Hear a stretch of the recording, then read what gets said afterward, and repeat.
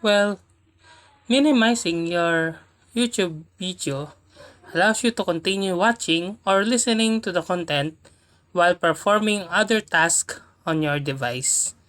This can be particularly useful if you need to browse the internet, read emails, or use other applications simultaneously.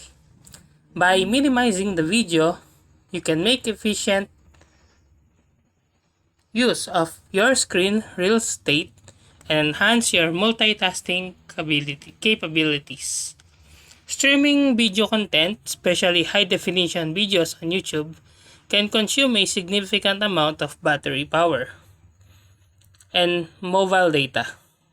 By minimizing the video, you can conserve battery life and reduce data usage, which can be particularly advantageous if you are on a limited data plan or need to extend your device battery life while still enjoying the audio content.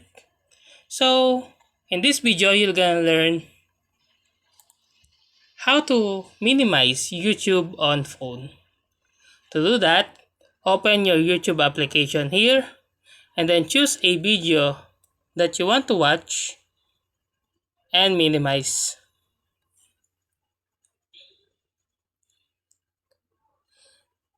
Then activate a split screen on your mobile device. You can minimize your YouTube videos. So that's how to minimize YouTube on phone.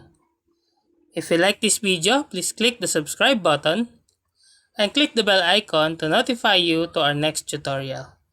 Thanks for watching.